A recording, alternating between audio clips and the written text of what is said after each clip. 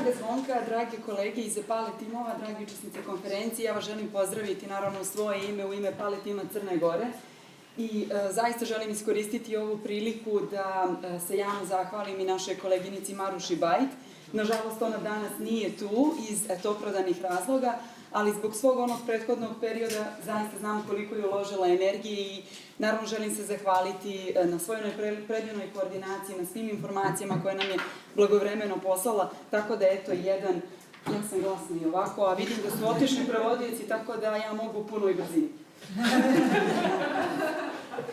Kažem, eto, stvarno se želim zahvaliti njoj zbog svega što je, čini mi se danas kako izgleda ova konferencija, naravno uz sve ostale, mislim da je i njen duh nekako ovdje sad prisutan.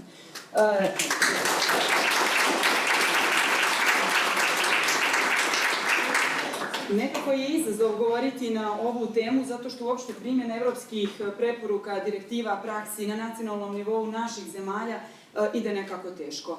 Pogotovo što je obrazovanje odraslih konkretno u Crnoj Gori na marginama obrazovne politike. Pa onda nekako se trudimo prije svega na nacionalnom nivou promovisati sistem obrazovanja odraslih i to nekako pokušavamo kroz evropske prakse, kroz regionalnu podršku i tako dalje. Stoga sam ja nekako i svoju prezentaciju... Meni ne.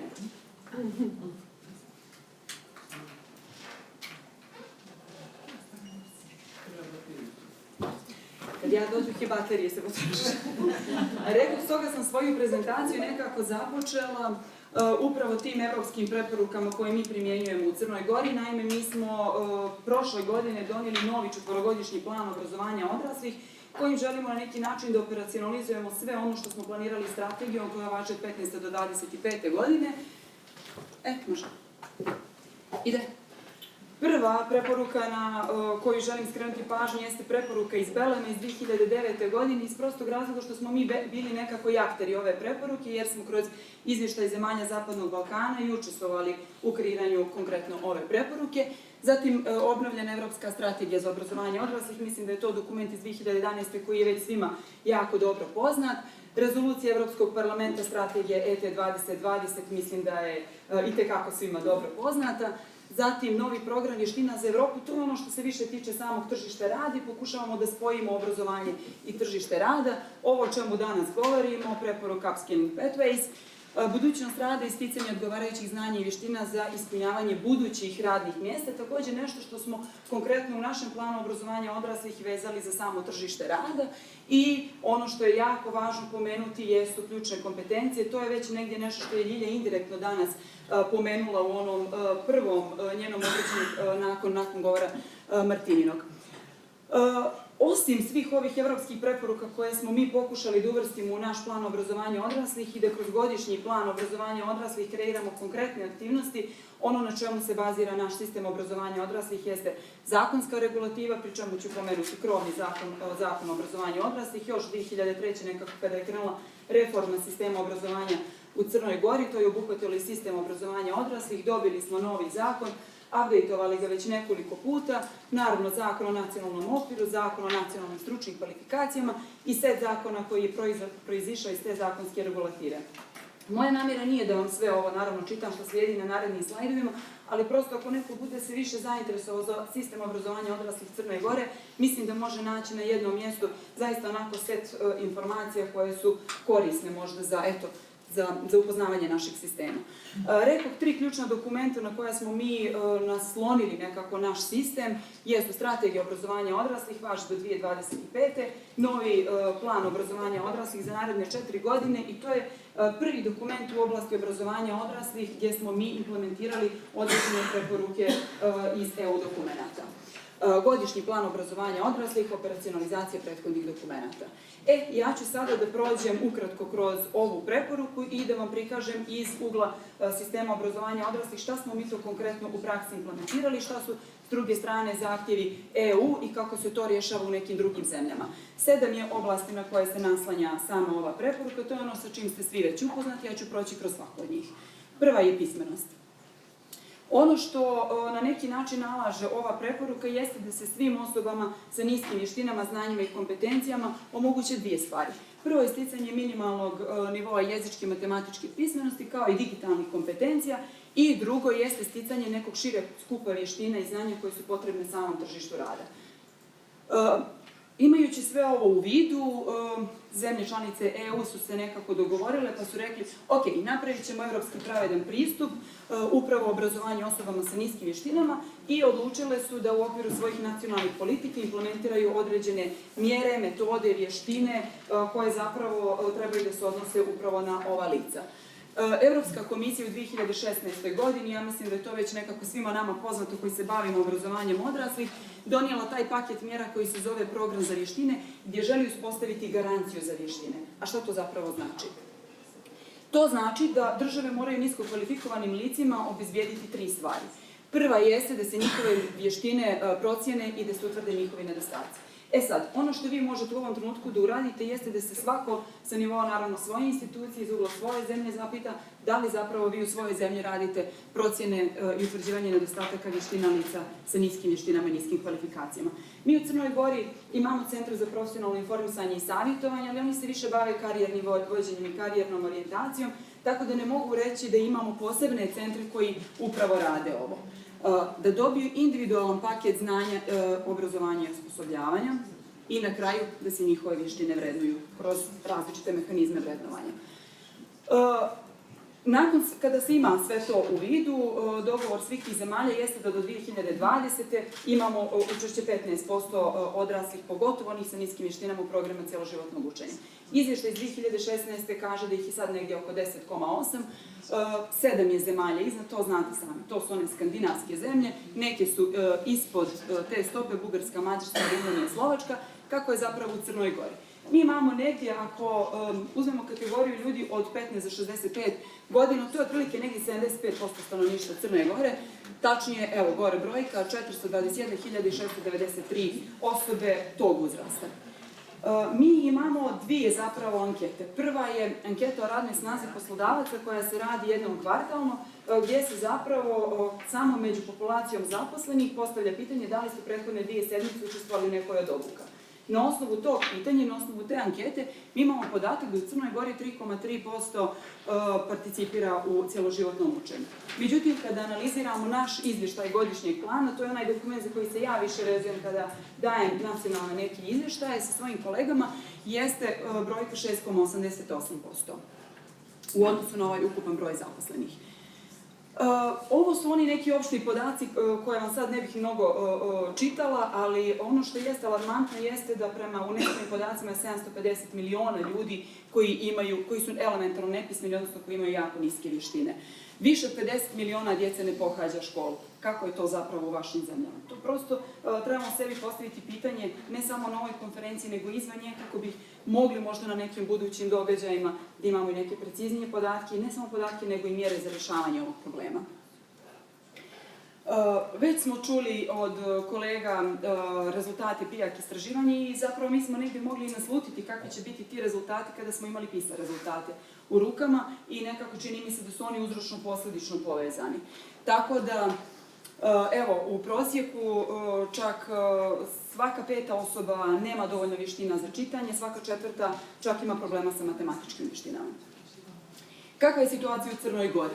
U Crnoj Gori, prema popisu iz 2011. godine, tako da ću se malo ograditi od tih podataka iz prostog razloga što mi nemamo statističke neke svježije podatke, ali po popisu 35% starijih od 15 godina je kompjuterski pismeno. Šta je sa ostalima? Ostali ili uopšte nisu kompjuterski pismeni ili umiju upaliti računar, eventualno pokrenuti jedan od najosnovnijih programa. Ako imamo, mi smo naravno, uzimajući sve to u obzir, iz Centra za stručno obrazovanje, iz Ministarstva prosvjete, radili jako puno na lobiranju, na promociji obrazovanja odraslih, na promociji licenciranja provajdera, tako da nam je trenutna situacija da imamo 29 licenciranih ustanova upravo za izvođenje ovih programa i to u 11 od 23 grada.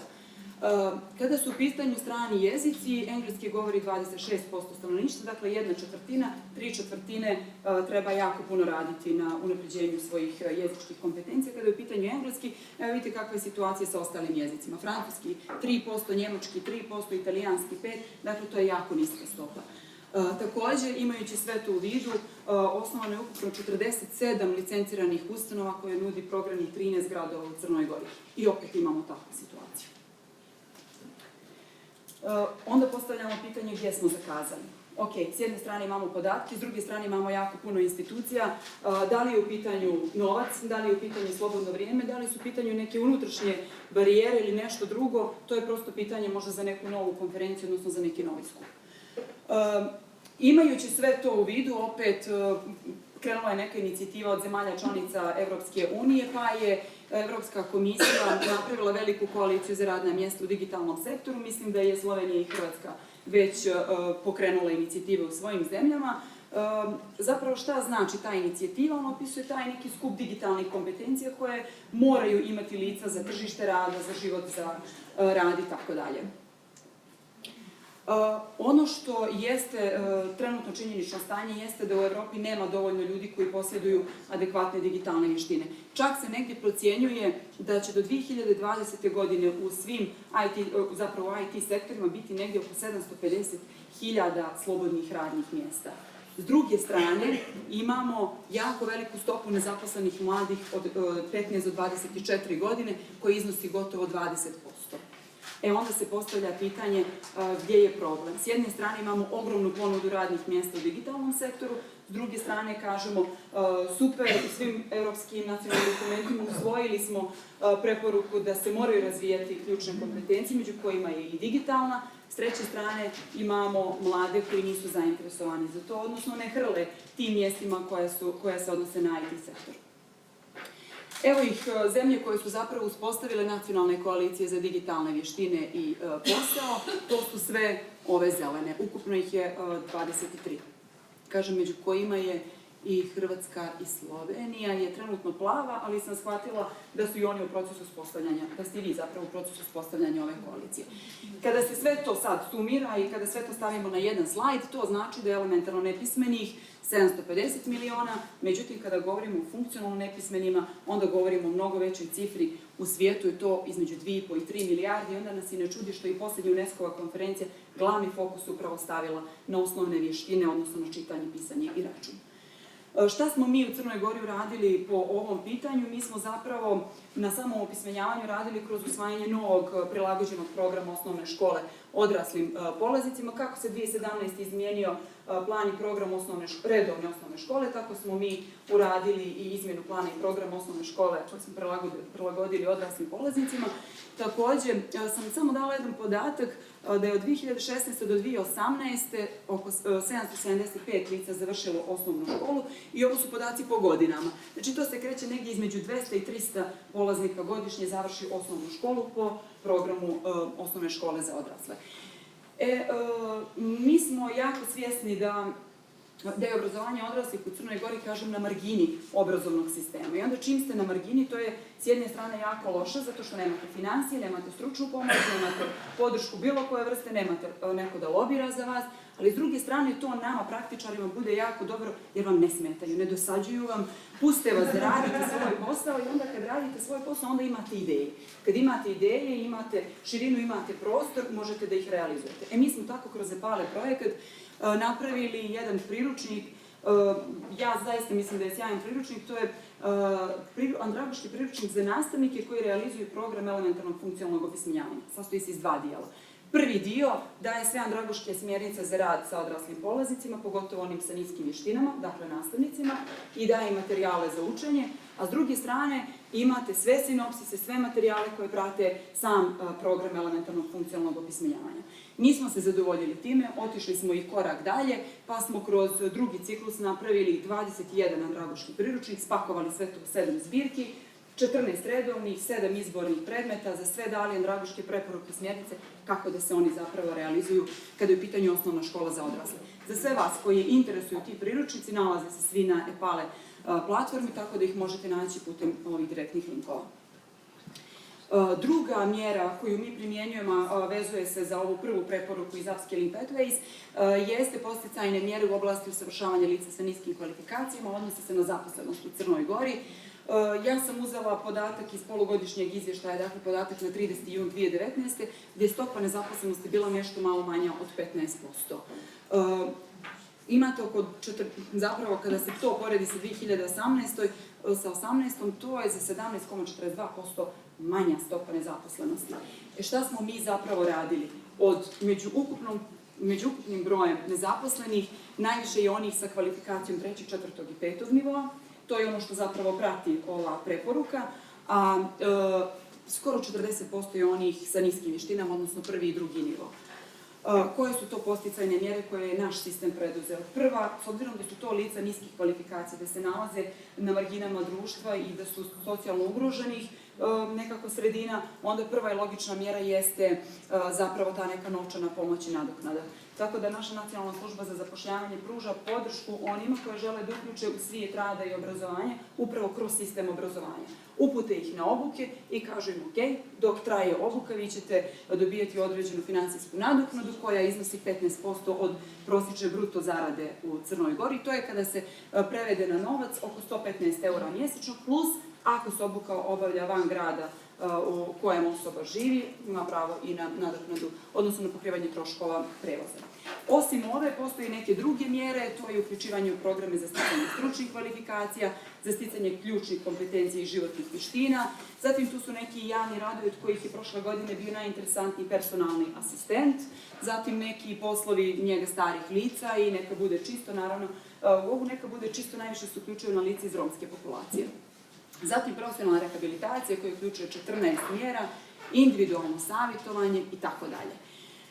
Opet kažem, kada se sve ovo nekako sumira i stavi na jedan slajd, najveće učešće u programu ostvaruju dugoročno nezaposlena lica u ovim programima koje sam izlistala, lica starosti do 24 godine, dakle to su nam oni mladi odrasli, i lica iz opština sjevernog regiona, vidite čak koliki to procenat, oko 72% od ukupnog broja lica koji su uključeno u programe obrazovanja preko Zavoda za zapošljavanje dolaze sa sjevera. Zašto? Zato što je tamo najveća stopa nezaposlenosti i najveća stopa siromaštva. Ovo je samo 14 tih mjera profesionalne rehabilitacije, ako među vama ima neko ko se bavi time, pa prosto eto može se dodatno informisati. Druga mjera odnosi se na procjene vještina, vrednovanje i priznavanje, gdje zapravo dokument kaže da se trebaju utvrditi neki prioriteti, trebaju se procijeniti njihove vještine, potrebe za usavršavanjem i da se radi vrednovanje prethodnog učenja. Dogovor država članica EU je bio takav da se do 2018. godine uspostave mehanizmi za validaciju prethodnog učenja. Da se sprovedu mjere provjere vještina svih nezaposlenih osoba u roku od 6 mjeseci od trenutka kada se ukaže potreba za tim, međutim sa kojim ciljem? Pod broj 1 da se naprave programe, odnosno da se ljudi uključe u profesionalno preusmjeravanje i osposobljavanje i da se steknu kvalifikacije, odnosno dijelovi kvalifikacija koji su traženi na tržištu rada. Šta smo mi u Crnoj Gori uradili? Mi smo kroz naša zakonska dokumenta rekli da odrasli mogu radi sticanja nacionalne stručne kvalifikacije, odnosno ključne vještine, provjeravati, potvrđivati, odnosno dokazivati znanje nezavisno od puta kojim su stekli ta znanja, odnosno mogu doći na direktnu provjeru znanja. Ko kod nas vrši direktnu provjeru znanja, izmjenama i dopunama zakona o nacionalnom okviru kvalifikacije, ta nadležnost je, kao što Ljilja reče, prešla iz ruku ispitnog centra u ruke privatnih provajdera, ali ispitni centar je zadržao to pravo da formira ispitnu komisiju koja će uraditi ispitivanje znanja, vještina i kompetencija u organizaciji samog organizatora, znači na mjesto samog organizatora. Kako se može u Crnoj Gori steći stručna kvalifikacija? Završetkom modula, kada je javno važeći obrazovni program urađen na osnovu više standarda zanimanja, zatim provjerom znanja, vještine i kompetencija, ovo što sam rekla, direktnom provjerom, nakon završetka programa obrazovanja odraslih i sticanje stručne kvalifikacije, ono što je jako važno, ne stiče se nivo obrazovanja. Mi smo u Crnoj Gori napravili takav model da se u jednu stručnu kvalifikaciju mora ući sa određenim nivom obrazovanja koji ste naravno donijeli iz formalnog sistema. Takođe smo, da bi nekako uspostavili tu vezu između formalnog i neformalnog sistema, radili smo jako puno na modularizaciji obrazovnih programa, tako da smo u prethodnom periodu modularizovali 13 redovnih i 3 su prilagođena, odnosno za lica sa poteškoćama u učenju i učešću. 2018. radili smo i reviziju metodologije za izradu programa obrazovanja odraslih, gdje smo definisali module, gdje smo definisali jedinice učenja, gdje smo definisali način prenosa kredita i tako dalje. Jedan od mehanizama koji želimo uspostaviti sam sistem priznavanja prethodnog učenja jeste i primjena Eurofaz dokumenta, odnosno njihovo stavljanje u funkciju i upotrebu, i mi smo krajem 2018. godine donijeli pravilnik o Eurofaz dokumentima, zapravo šta ta dokumenta sadrže, šta sadrži prije svega dopuna sertifikatu, kako se popunjava i tako dalje.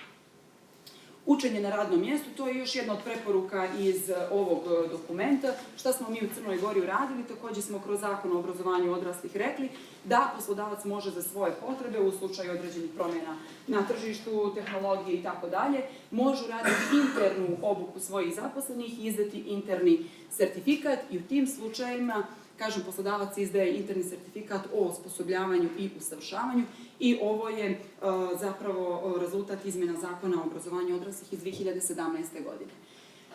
Treća tačka jeste fleksibilna ponuda učenja prilagođena potrebama pojedinaca.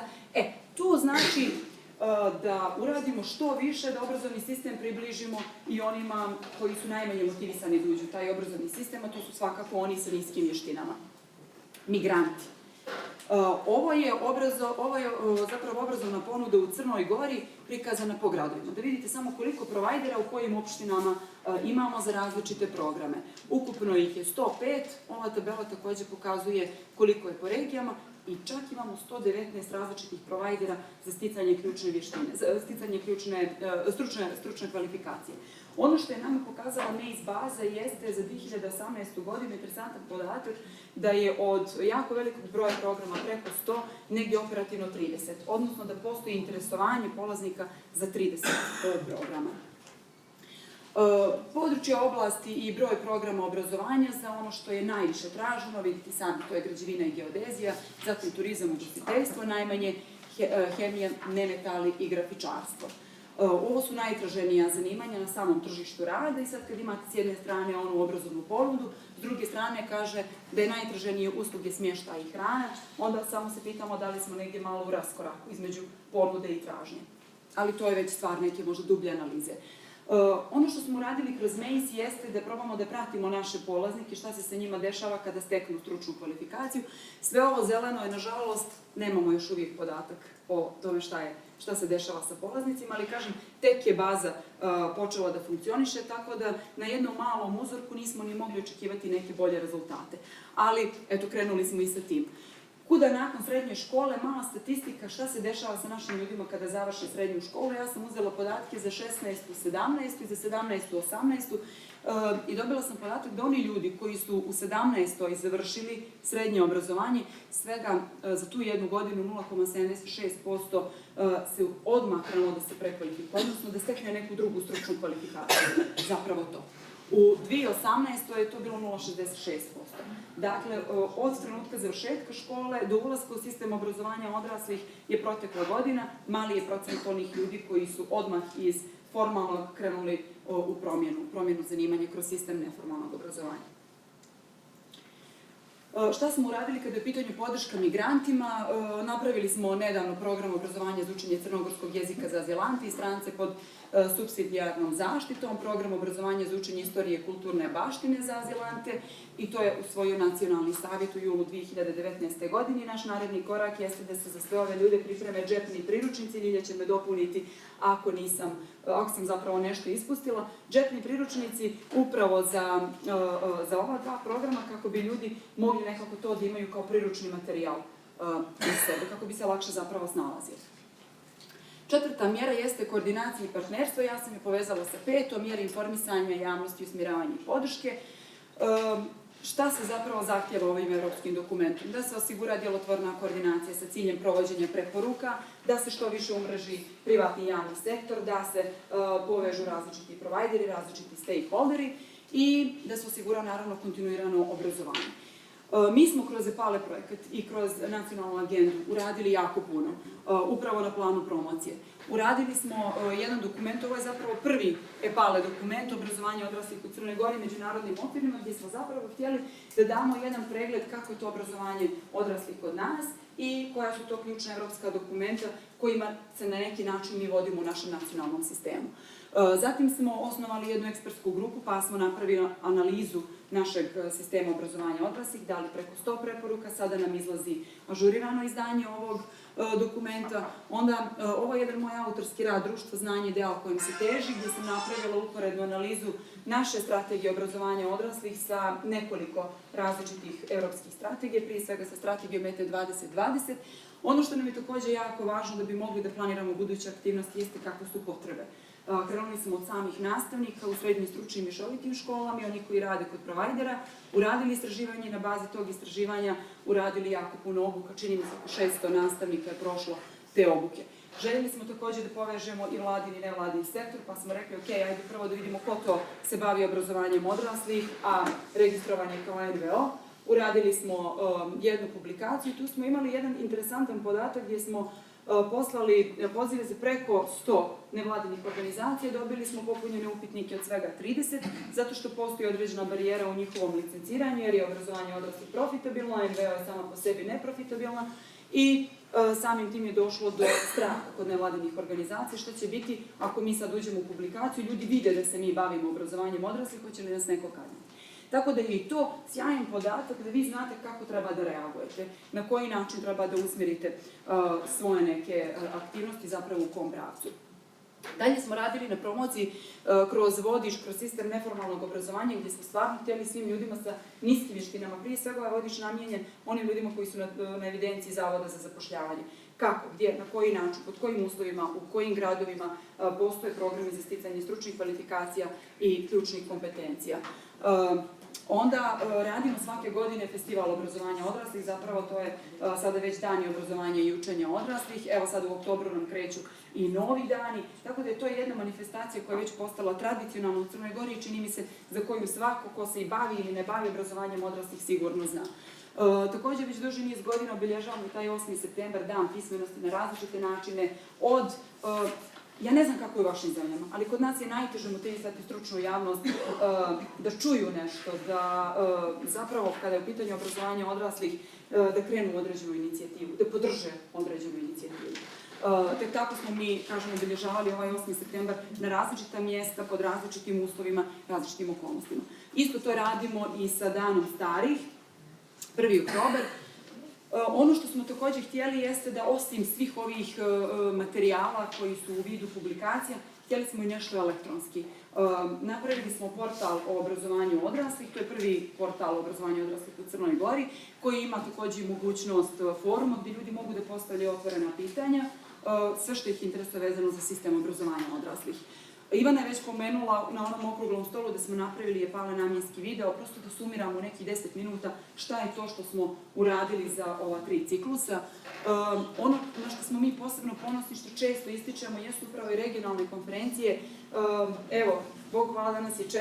po redu i čini mi se nekako ovako sa regionalnog nivoa možemo mnogo bolje lobirati kod nacionalnih vlada nego mi onako mali, sami, nas je konkretno u sistemu obrazovanja odraslih čak ni 5. I naravno ovakve inicijative kao što je ova preporuka Upskilling Pathways, koje uvrštavamo u naša nacionalna dokumenta kao što su planovi, strategije i tako dalje, gdje pokušavamo zaista da skrenemo pažnju kuda se Evropa kreće, kuda bi mi trebali. Mi također imamo i katalog stručnog usavršavanja nastavnika, dakle radimo i na taj način na određenju njihovih znanja, vještine i kompetencije, tu postoje određene oblasti. Ono zašto sam postavila pitanje predstavnicima iz Bosne i Hercegovine jeste zato što mi jako puno radimo na andragoškom osposobljavanju nastavnog kadra i sada imamo jedan regionalnu saradnju preko EPALE projekta upravo po ovom pitanju. Nama je to regulisano zakonom, donešen je pravilnik o sprovođenju andragoškog osposobljavanja, imamo nacionalni program i to prosto teče tako kako jeste. Maze baza. To je nešto na što smo mi jako ponosni, a što smo uradili kroz EPALE projekat. Zapravo mi smo postojeći informacijni sistem Ministarstva prosvjete koji je sadržao podatke o predškolskom, osnovnom, srednjem obrazovanju, dopunili i sistemom obrazovanja odraslih. Šta zapravo u MEIS bazi, zašto nam ono zapravo prvo služi? Za redovno praćenje rada organizatora obrazovanja odraslih, za analize za razmjene podataka, za buduće planove, za međusobno umrežavanje i informisanje i naravno radi nekih statističkih analiza. Šta tu sve možete naći? Možete naći podatke o ustanovama, organizatorima obrazovanja odraslih, o programima, o kadru koji radi, o kandidatima, o konkursima i sve ono drugo što vas interesuje izdatim sertifikatima, o tome šta se dešava, kažem, sa polaznicima koji završe određeni program obrazovanja odraslih, šta se dešava kasnije sa njima na tržištu rada. Da li su se uključili u neki novi program, jer se automatski povlače podatak o matičnom broju, ili on zaposlen sa tim, zapravo sa tim programom koji je već prošao. Ovo što kaže je sama preporuka kako uključiti privatne i javne aktere u sistem obrazovanja odraslih. Mi smo to uradili kroz naša nacionalna tijela. Vlada je osnovala Nacionalni savjet za obrazovanje i osnovala Savjet za kvalifikacije. Oni imaju svoje radna tijela. Mi smo tu probali od poslodavaca preko svih aktera obrazovnog sistema, privrede i čak samih pojedinaca koji utiču na kreiranje samog sistema, da ih uključimo i da na taj način dobijemo što više podataka, što više informacija i da razvijamo naš sistem onako povezano sa svim stakeholderima. Na kraju ostaje praćenje i evaluacija. Ova sama preporuka kaže da treba da opišemo odgovarajuće mjere, da u okviru nacionalnih okvira evaluiramo mjere i preporuke i da koristimo rezultate za dodatne reforme. Mi smo ovu preporuku vrstili kroz 2 cilja, iz plana obrazovanja odraslih, kroz programe aktivnosti cjeloživotnog učenja i kroz obezbeđenje fleksibilnog i održivog sistema. Sve to izvještavamo na godišnjem nivou. Ja vam se zahvaljujem.